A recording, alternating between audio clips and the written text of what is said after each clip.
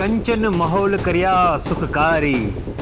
આવો આ સુદામા અને કૃષ્ણની સુંદર અને સરસ મજાની આપણે વાર્તા સાંભળીએ અને એમાંથી આપણે શું શીખ મેળવી શકીએ એ પણ આપણે જોશું. સુદામા અને કૃષ્ણ ભગવાન એ બંને પાક્કા ભાઈબંધ, આપણને સર્વેને ખબર છે.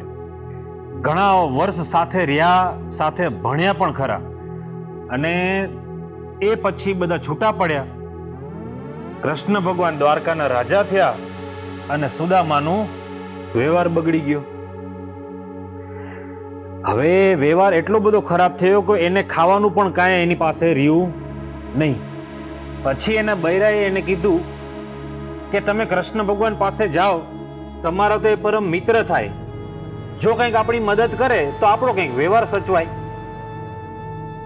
હવે આ સાંભળીને અને એને ઘરમાં જોયું તો ઘરમાં કઈ મળે નહીં, કારણ કે ખાવાનું તો કઈ હતું નહીં, વ્યવહાર બધો બગડી ગયો. તો હવે કરવું તો કરવું શું?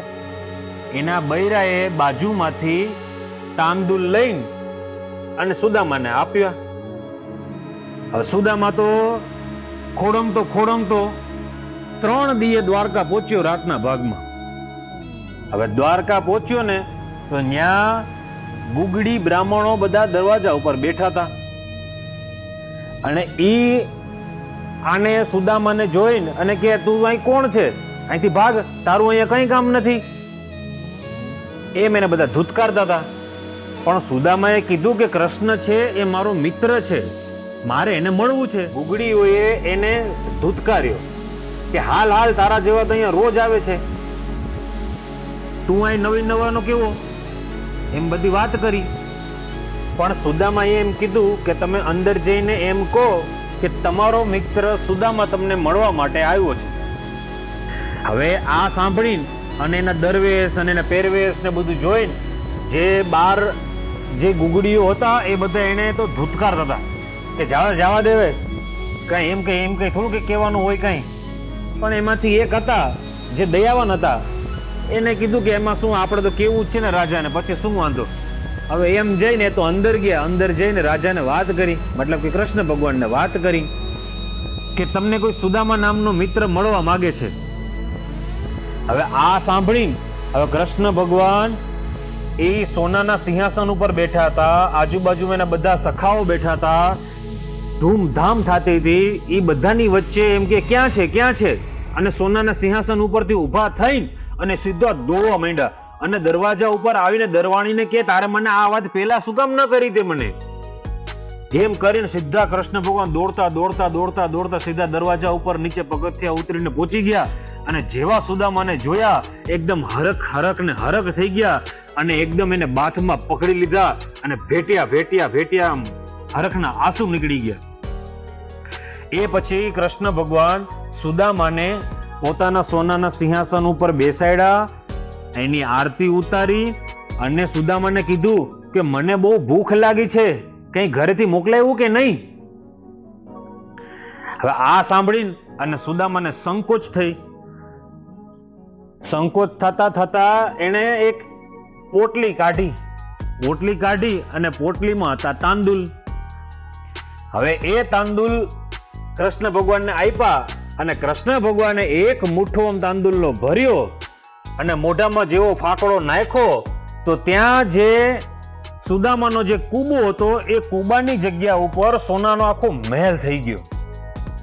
હવે આ વાતની સુદામાને તો ખબર નહીં. સુદામાએ મનમાં એમ વિચાર્યું કે મારે કૃષ્ણને કેવું કેમ કે મારો આખો વ્યવહાર બગડેલો છે, હું અહીંયા કંઈક માગવા માટે આવ્યો છું. હવે આ બધી વાત એમને કૃષ્ણ ભગવાનને કરી ન શક્યા સુદામાજી. અને કૃષ્ણ ભગવાન તો એમની જે પેલાની જૂની યાદો હતી એ બધી યાદો વારંવાર યાદ કરાવે અને એકદમ આનંદ અને હરખ જ રહે, અને સુદામા એની દુઃખભરી વાતો કરે. સુદામાને વિચાર કે મારે કેવું કેમ કે આવી પરિસ્થિતિઓ છે. અને કૃષ્ણ ભગવાને એમ કીધું કે તમે અહીંયા રહ્યો અને આનંદ કરો ને મજા કરો. સોનાના થાળમાં જમાડે, ફર્સ્ટ ક્લાસ રહેવાનું, બધું વ્યવસ્થિત. સુદામાએ વિચાર્યું કે જ્યારે હું જઈશ ત્યારે મને કંઈક આપશે, એમ કરતા કરતા કરતા 1 મહિનો નીકળી ગયો અને પછી સુદામાએ કીધું કે હવે મને રજા આપો. ત્યારે કૃષ્ણ ભગવાન કે ભલે. ત્યારે મનમાં સુદામાને ફરી થયું મને કંઈક હવે આપશે. ત્યાં તો કૃષ્ણ ભગવાને નવા કપડા આપ્યા, 2 માણસો આપ્યા અને કીધું કે હવે આમને મૂકી આવો. એમ કરીને એમને રજા આપી દીધી. સુદામાને મનમાં થયું કે કૃષ્ણએ તો મને કંઈ આપ્યું નહીં. પછી એ વિચારતો વિચારતો વિચારતો ઘરે પહોંચ્યો ને એને કૂબો ન દેખાણો કે અહીંમાંથી મારો કૂબો કઈ ગયો. તો વળી એને મનમાં એને વિચાર આવ્યો તો કૃષ્ણએ મારો કૂબો લઈ લીધો. હાવ આવું કરવાનો એવા મનમાં વિચાર આવતા હતા. ત્યાં તો એની જે કૂબાની જગ્યા હતી જ્યાં સોનાનો મહેલ થઈ ગયો હતો, એ સોનાના મહેલની અંદરથી સુદામાના છોકરા બહાર આવ્યા. બહાર આવીને કે બાપા હાલો આ નવા ઘરમાં.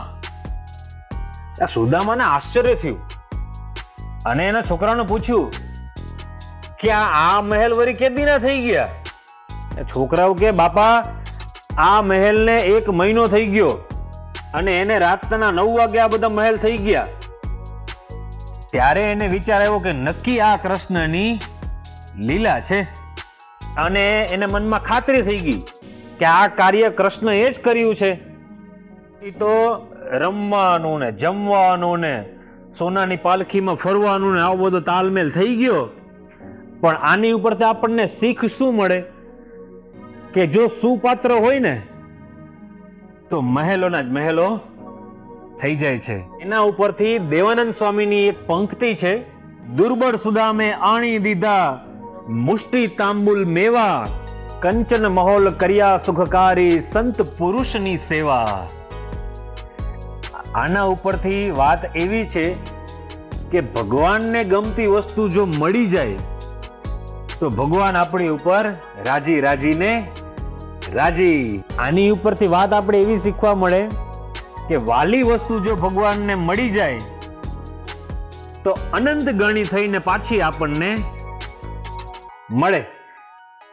હવે આમાં શબ્દ એવો છે કે અનંત ગણી, કોઈ સંખ્યા નથી આપી. એટલે ભગવાનને જે વસ્તુ વાલી હોય એમાં આપણે ક્યારે ખચખચાવવું નહીં. જય શ્રી કૃષ્ણ.